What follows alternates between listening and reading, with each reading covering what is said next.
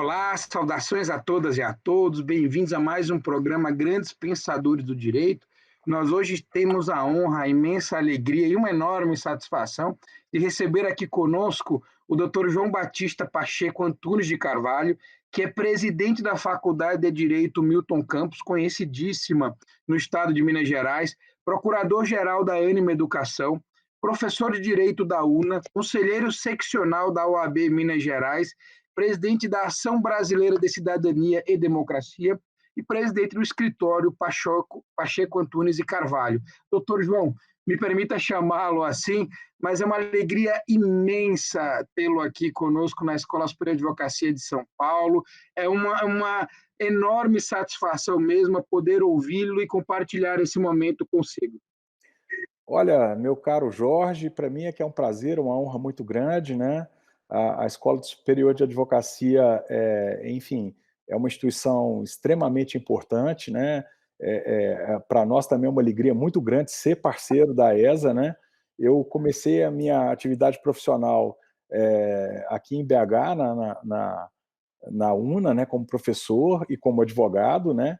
E uma das primeiras participações que tive na área de ensino foi justamente na Escola Superior de Advocacia, aqui de Minas Gerais, fazendo aí uma peregrinação pelo interior, conversando com os colegas, né, é, nas comarcas afora, e trocando ideias com eles, com os juízes, promotores, enfim, com a turma que integra aí o nosso direito brasileiro.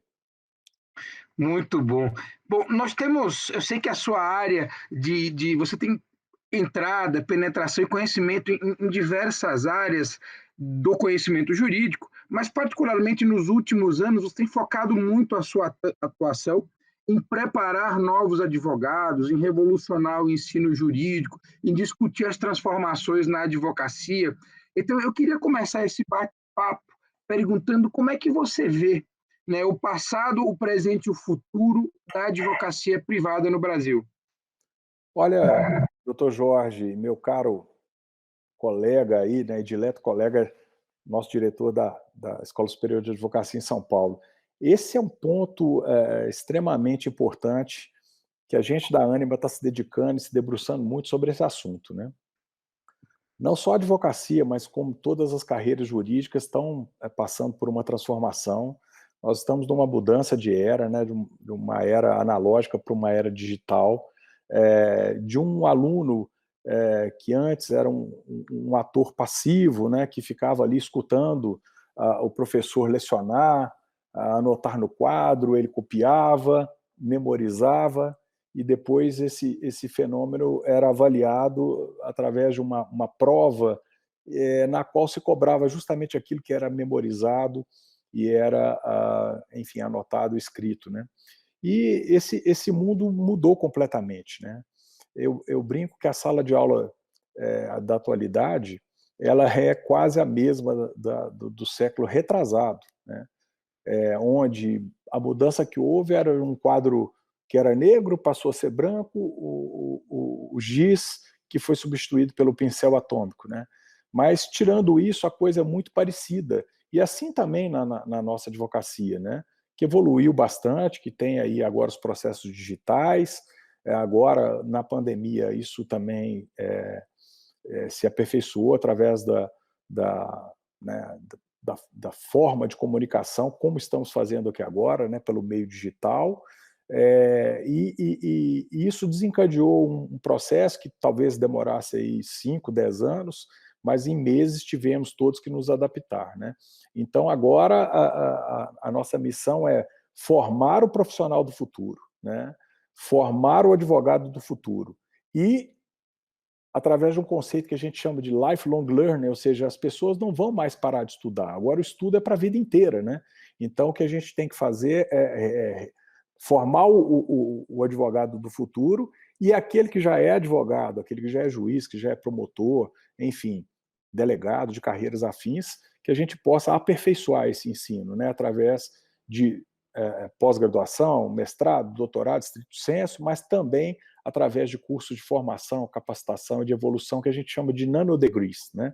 São módulos de aprendizado que vão ali formando habilidades e competências que vão tornar o nosso estudante apto para, no dia seguinte da formatura, exercer a sua profissão, e aqueles que já são profissionais da área que possam se aperfeiçoar e se habilitar em uma série de temas que muitas vezes estão longe aí dos currículos atuais. Não, excelente. Mas uma segunda pergunta que eu queria fazer, não sei se o som está bom para vocês, mas uma segunda pergunta que eu queria lhe fazer, doutor João, é que além da sua experiência vasta aí na advocacia privada, no magistério, na gestão educacional, você também tem uma participação muito importante na gestão de um grande departamento jurídico.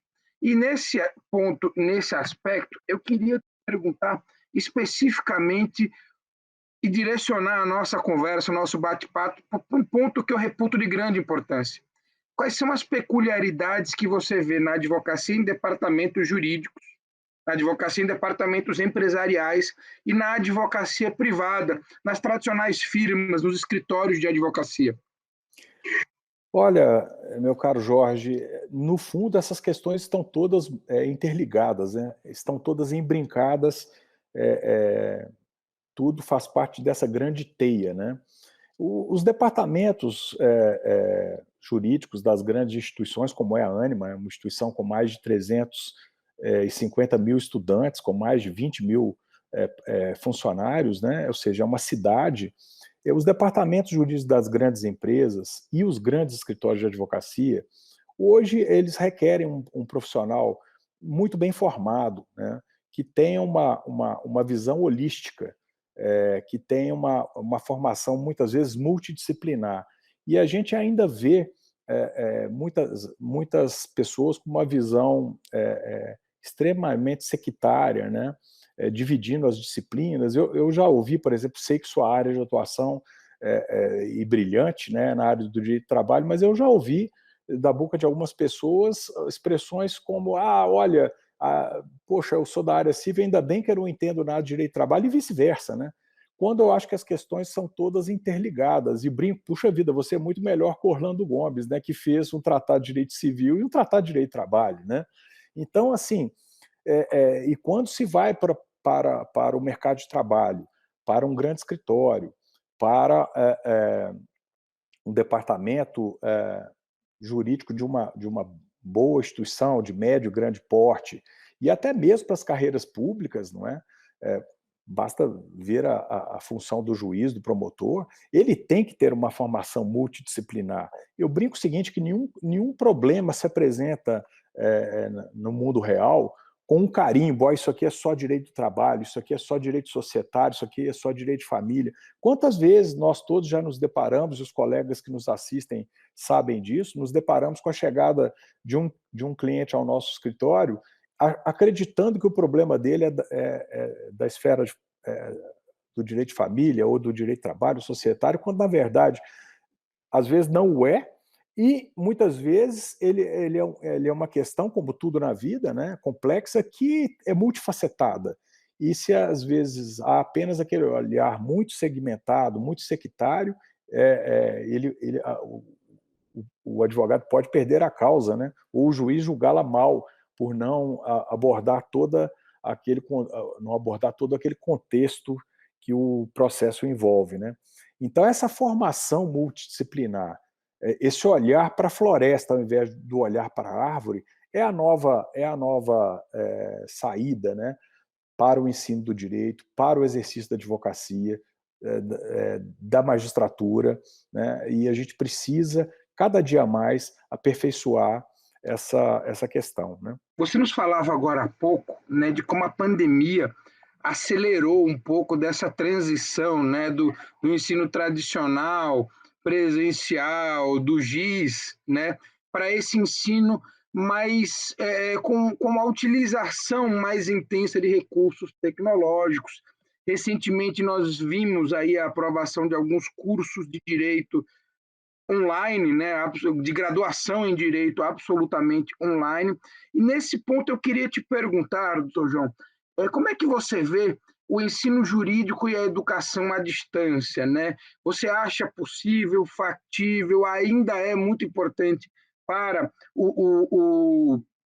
a formação do advogado, a formação inicial, o aperfeiçoamento dele, a presença física no estabelecimento, ou nós estamos diante mesmo de uma grande revolução e logo mais as aulas à distância vão tomar o cenário e vão cada vez mais garantir acesso a muitas pessoas que em outros contextos não poderiam ter acesso a uma boa educação jurídica. Perfeito, acho que você tocou agora, Jorge, num ponto crucial, né? Na verdade, eu entendo que não se trata de um ensino à distância, né? Quem encara isso dessa forma justamente cai nessa cilada e acaba concluindo pela baixa qualidade do ensino à distância, né? Eu acho que a tecnologia ela é uma ferramenta. Como estamos fazendo aqui agora, é um debate online, on time, né? E com uma grande interação. É muito diferente do que uma pessoa ligar uma câmera e fazer uma aula gravada, onde ele não vai ter interação, onde ele não vai poder ter a apresentação de dúvidas, o bate-papo e a troca, porque, afinal de contas, todo professor aprende mais do que ensina, não é? A relação com o aluno, com o estudante em geral, ela é bilateral, né? Ou multilateral, porque numa sala de aula, ainda que virtual, a gente está ali interagindo com muita gente. Então, eu acredito que a tecnologia é apenas um meio, é apenas uma ferramenta. E acredito muito no ensino híbrido, sabe? A nossa realidade hoje, né, Jorge? Quanto tempo a gente está online e quanto tempo a gente está fisicamente? Ainda que esqueçamos a pandemia, não é? A gente acaba fazendo muita reunião por videoconferência, a gente acaba se relacionando muito, trocando muitas mensagens por WhatsApp, né? E gerindo até, às vezes, os nossos escritórios, as nossas agendas, né? A nossa família, né? O e-mail já faz parte da nossa realidade há muito tempo, não é? E as redes sociais, em geral, que se transformam numa plataforma multiuso, não é? Então, eu acredito no uso da tecnologia como uma ferramenta e não como uma modalidade de ensino, né? Então, a Ânima sempre apostou nesse ensino híbrido, né? Ainda que o curso seja credenciado como ensino à distância, que é a nomenclatura que é utilizada pelo MEC, a nossa crença sempre foi no mundo híbrido. Imagine um estudante que pode, ao mesmo tempo, ter uma proposta para estudar no exterior, para fazer um curso de inglês, para fazer enfim, uma interação em uma universidade estrangeira e, ao mesmo tempo, ele poder, através de uma alternativa, ele poder não perder o semestre dele, ele poder continuar os estudos, né? Ou então ficou doente. Antigamente tinha aquela assistência pedagógica domiciliar, que era algo, né, arcaico, a pessoa tinha que ir à casa né, do indivíduo, levar ali a prova. Hoje isso tudo é possível pelo meio digital. E, ao mesmo tempo, o estudante, o dia que ele pretender, estará lá a aula aberta normalmente para a sua presença, né?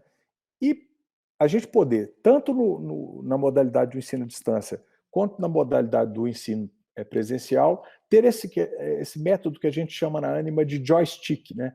A escolha do estudante, ele optar aquele período em que ele pode estar fisicamente presente e o período em que ele pode estar remotamente presente, exercendo essas atividades. E mais, né, Jorge? A gente pode, e aí vou falar aqui um pouquinho da Escola Brasileira de Direito, da EBRAD, que tem essa parceria tão bacana com a Escola Superior de Advocacia, a gente tem a oportunidade de levar os grandes mestres do direito, né, para todos, né? A gente tem escolas da Bahia, lá na AGES, né, no interior da Bahia, a gente tem escolas no Rio Grande do Sul, a gente tem escolas aqui em Belo Horizonte, em Minas Gerais toda, né? Santa Catarina, imagina, e usar a possibilidade de ter os grandes nomes de cada local disponível e acessível para todos os nossos estudantes do Brasil afora. Então, isso por exemplo, eu posso ter a honra aqui de ter o nosso professor Jorge Cavalcante, Bolsinhas, né, lecionando ou dando uma aula magna para os nossos estudantes da Milton Campos, né, e vice-versa. Isso é muito bacana, como ter um patrono, como nosso professor Ives Gandra, que o dia que fui convidá-lo, ele disse: João, mas puxa vida, eu estou com a dificuldade aqui de locomoção, estou com uma artrose.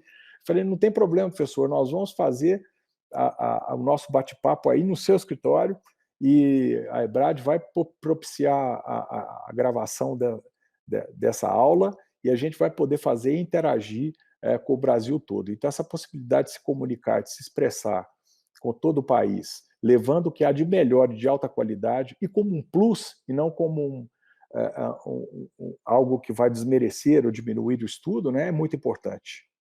Deixa eu aproveitar para te perguntar uma coisa, fazer até uma provocação sobre o momento atual que a gente vive, não só no Brasil, no mundo todo, né, em especial por conta dessa circunstância inesperada e muito particular. Várias reformas, que algumas até já previstas, outras não tanto, mas vieram à tona e passaram a ser objeto de discussão no mundo todo. Né? No Brasil, hoje, discute-se reforma tributária, reforma administrativa, né? Já se discute um aprofundamento de uma reforma trabalhista feita em 2017. Eu lhe pergunto, como você vê, né, esse novo direito brasileiro, direito brasileiro que pode se modificar tanto num espaço tão curto de tempo, e como o professor de direito, o profissional de direito, deve se adaptar a tantas mudanças e tão rapidamente assim? Olha, Jorge, eu acho que as reformas, muitas delas são muito bem-vindas, né? Estamos há muitos anos aguardando. A própria reforma trabalhista, a gente sabe que o quão difícil é uma reforma trabalhista, uma reforma tributária. Houve já uma boa reforma trabalhista. Muitos pontos ainda são muito controvertidos, né? Muito polêmicos, mas eu acho que as coisas vão se ajustando. O fato é que a gente precisa de viabilizar um mercado de trabalho que possa absorver novas mãos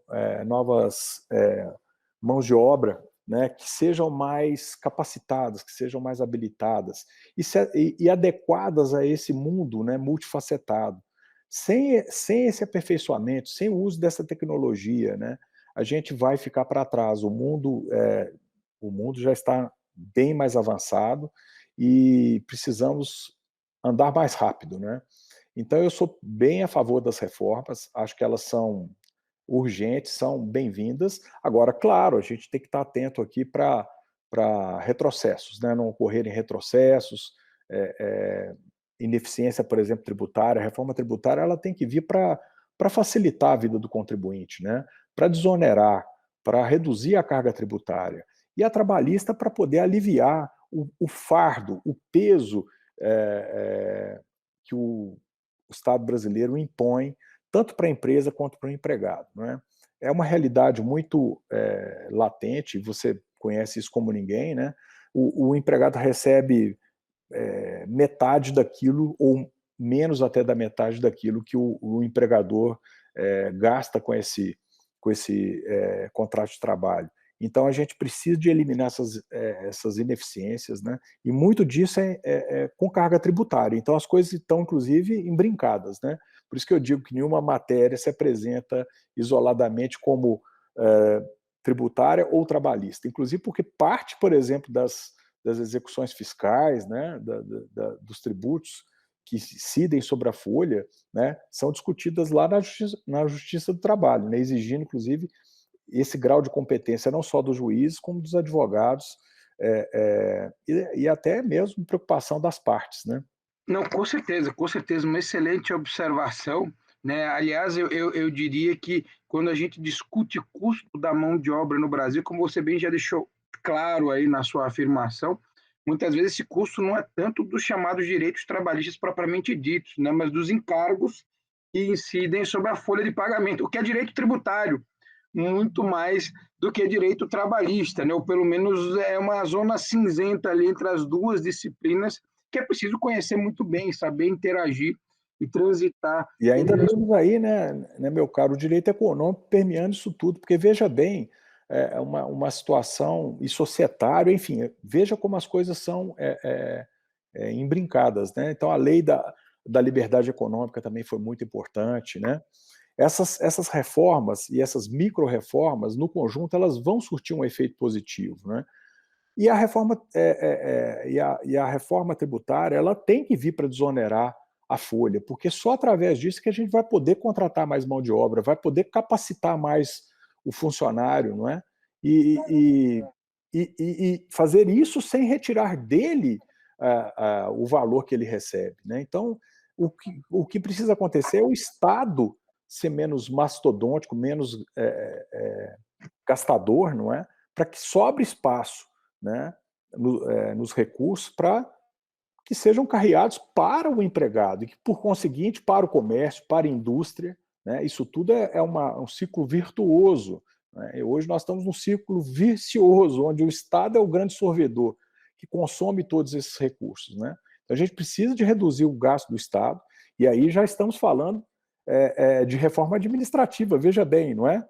Já estamos falando de reforma administrativa, porque a máquina que gasta isso tudo é a máquina estatal, né? Então, a iniciativa privada, os empregados da iniciativa privada, os empresários, os grandes empreendedores, e pequenos e médios, que estão sustentando toda essa burocracia estatal. Mas temos que fazer isso tudo sem ferir direitos adquiridos, né? Sem violar conquistas que já foram anteriormente consolidadas, já estão na esfera jurídica de cada qual.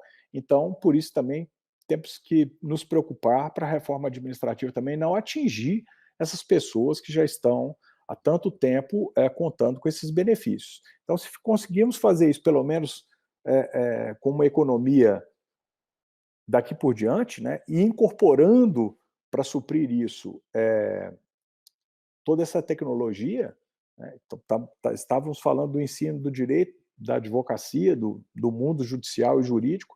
Isso também vai acontecer no mundo da administração pública, né? Onde aplicativos, meios de comunicação, ágil de comunicação, auditorias, né, inteligência artificial, tudo isso possa permitir um menor gasto na esfera pública e a substituição disso por inteligência artificial e por tecnologia, para que o cidadão não fique também privado dos bons serviços públicos, né? Como nos recomenda lá o artigo 37 da Constituição, né? Que fala muito da eficiência do serviço público. Então, a gente precisa também introduzir a meritocracia, a avaliação. Então, são reformas muito importantes que temos que fazer com cautela para que não possamos atingir aí direitos adquiridos e contratos já celebrados, né? Eu sou a favor do respeito dos contratos, não só na esfera privada, mas também na esfera pública, né? Essa insegurança jurídica é que não pode campear. Então, temos que fazer tudo com muita segurança. Além da segurança jurídica, né, que é uma palavra hoje muito presente nos debates sobre mudanças legislativas, né, uma outra palavra que também vem sendo muito debatida nos mais diversos foros aí de debate jurídico é ativismo judicial, né? E eu queria aproveitar para te perguntar a sua opinião acerca desse assunto. Eu confesso que as primeiras vezes que eu me deparei com essa expressão, ela era utilizada de uma forma elogiosa, né? E hoje, quando ela é utilizada, normalmente o é de uma forma muito mais crítica. E aí eu queria lhe perguntar como você vê o ativismo judicial, o princípio da legalidade. Olha, meu caro Jorge, eu vejo com muita preocupação, né? Como você dizia, isso no início era uma questão sutil, mais interpretativa, né, que permitia ali uma interpretação em um sentido ou em outro, né, uma interpretação sistemática, mas o que a gente tem assistido hoje é uma insegurança jurídica absoluta, não é? Aliás, uma invasão nas esferas de competência dos poderes assombrosa, de fazer remexer no túmulo Montesquieu, né? Deve estar irrequieto. A observância aí, né, da harmonia e da separação dos poderes, ela tem que ser restabelecida. Nós não podemos ficar nesse grau de insegurança jurídica, não é? O judiciário ele tem que observar as leis que são elaboradas pelo poder legislativo, né?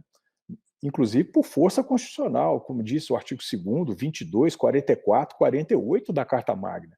Existem ali as reservas de competência que a gente chama tradicionalmente de reserva legal, não é? ninguém será obrigado a fazer ou deixar de fazer alguma coisa, senão em virtude de lei. Não é isso que está lá no artigo 5º? E assustadoramente, a gente está vivenciando uma fase bem complicada, não é? E uma invasão múltipla, né, do judiciário em relação ao legislativo e ao executivo, do legislativo em relação à esfera do judiciário, enfim, e do executivo também. São invasões múltiplas, críticas muito desrespeitosas, ácidas, de lado a lado. Eu acho que isso tudo coloca muito em risco a segurança jurídica, né? O Estado Democrático de Direito, que é tão decantado, mas eu acho que ele precisa ser praticado e respeitado. Então, eu acho que esse ativismo judicial, ele nesse momento, inclusive, é muito perigoso, não é? Eu acho que, e o exemplo vem de cima, acho que o Supremo Tribunal Federal, o Tribunal Superior do Trabalho e o STJ têm que estar muito atentos, né? Claro que a interpretação faz parte da atividade jurídica e judicial, mas ela tem limites na própria lei e na Constituição, né? Nós não podemos dar sentido inverso, muitas vezes, a uma norma expressa, né? E qualquer mundo civilizado, ele depende da segurança jurídica, não é? Inclusive para o investimento, para a melhoria da atividade econômica, onde o contrato não é respeitado, onde a lei, cada hora é interpretada de uma forma, não é? Ora em um sentido e ora em sentido diametralmente oposto, pelo mesmo órgão judicial, muitas vezes com lapso temporal exíguo, né, curto. Isso gera muita insegurança jurídica, e eu acho que todos nós deveríamos fazer, inclusive os advogados, né, uma autocrítica e uma autocontenção, e quem, aliás, fala isso muito bem é o nosso querido professor Ives Gandra, não é? Todos deveríamos fazer uma reflexão muito séria para podermos estar todos, né, dentro dos limites dos ditames, das regras constitucionalmente previstas. Né? Uma última provocação, né, que eu queria lhe fazer, doutor João, aproveitando aqui essa sua participação tão enriquecedora aqui nesse nosso tradicional bate-papo com os grandes pensadores do direito, é sobre a relação entre a pandemia e o direito. Eu queria que depois, passados aí 1 ano e meio desse estado tão excepcional e tão inesperado, você compartilhasse conosco a sua análise aí de em que medida a pandemia impactou o nosso direito brasileiro e a educação jurídica, que também é uma área que você domina tão bem e na qual está tão bem inserido. Olha, a pandemia gerou esse impacto, não é? Positivo e negativo, né? Nós vamos ter uma herança muito proveitosa dessa fase, né? Porque, como dissemos aqui, a aceitação da tecnologia, né? O domínio da tecnologia, né? Meu pai é um advogado antigo e muito militante ainda, já com 85 anos, e se adaptou de uma forma incrível, não é, ao processo eletrônico, agora as audiências e julgamentos virtuais, não é? Enfim, isso vai trazer um aprendizado e vai trazer também uma evolução muito grande na nossa produtividade, né? A própria velocidade dos processos, acho que todos devem estar sentindo, né? Isso houve um ganho de velocidade incrível, um ganho de qualidade, muitas vezes, né? E por outro lado, a pandemia nos trouxe também aí certas perplexidades em relação a direitos individuais, a conquistas históricas, né? Desde a Revolução Francesa, né? Que estão em xeque, não é? Desde Roma. Então, o direito de ir e vir, muitas vezes questionado, cerceado, claro que por conta do interesse público, não é? Enfim, do resguardo da saúde, medidas restritivas eram necessárias, né? Então houve aí aquela dicotomia entre o interesse público e o interesse privado, mas eu acho que tão logo seja possível, nós temos que resgatar essa liberdade, né? Liberdade de expressão, liberdade de comunicação, liberdade de locomoção. Me preocupa muito, inclusive, viu, Jorge, essa questão hoje da liberdade de expressão, não é? Redes sociais que muitas vezes não toleram opinião em um ou outro sentido, né? pessoas que acham que discordar é motivo para agressão, não é? É aquela máxima, né? Posso discordar de tudo que dizes, mas lutarei até a morte pelo seu direito de dizê-lo, né? Então, precisamos resgatar esses valores, né? Fazer com que as instituições voltem a funcionar. Essa fase da pandemia me parece que acarretou uma disfuncionalidade, né? E uma exacerbação. E o modo de se manifestar à distância, ele permite isso. Pessoas ficam valentes, né? Ficam ofensivas, agressivas, quando eu acho que todos podemos ter um diálogo sadio, pensar em um e outro sentido, mas sempre respeitando a opinião do próximo, né? Eu acho que da discussão sempre nasce a luz, né? Mas a gente não pode transformar uma divergência, uma opinião contrária, em motivo para desrespeito, agressão e muitas vezes até prática de crimes mesmo. Excelente, doutor João. Muitíssimo, muitíssimo obrigado por sua participação. Eu preciso, mas encerro aqui esse nosso bate-papo com muito, muito pesar, até já deixando um convite para que nós possamos aprofundar essa conversa, essa troca de ideias sobre o direito brasileiro, mas particularmente sobre a educação jurídica, que é um tema que nos é caro aos dois de uma forma tão intensa, registrando aqui esse convite para que esse diálogo não se encerre nesse momento e que nós possamos continuá-lo o mais rapidamente possível. Muito obrigado mais uma vez. Agradeço em nome dos advogados de São Paulo, da Escola Superior de Advocacia, em meu nome pessoal, porque para mim foi extremamente enriquecedor esse nosso bate-papo, mas também já deixo aqui registrado esse convite para que nós continuemos conversando e dialogando sobre esses temas tão relevantes. Deixo com você a palavra para a sua saudação final, para uma mensagem final que queira compartilhar conosco. Para mim que foi uma alegria, viu, Jorge, e uma honra muito grande, né? O convite já fica aqui de antemão aceito e também faço o convite no sentido inverso, não é? Para que a Escola de Advocacia esteja aqui conosco, né? Não só na Ânima Educação, mas nesse modelo de pensarmos um novo ensino jurídico. Depois temos muita coisa para falar, né? Eu acho que o ensino de direito no Brasil precisa evoluir bastante, né? Eu acho que todo estudante, quando ingressa em uma faculdade de direito, ele sonha ser advogado, juiz, promotor, né? Delegado, professor de direito, carreiras afins. E muitas vezes a escola ainda é deficiente na formação de competências e habilidades que são tão necessárias e imprescindíveis para que o advogado, no dia seguinte, ou desculpe, o estudante possa, no dia seguinte, exercer essas profissões que deseja abraçar, né?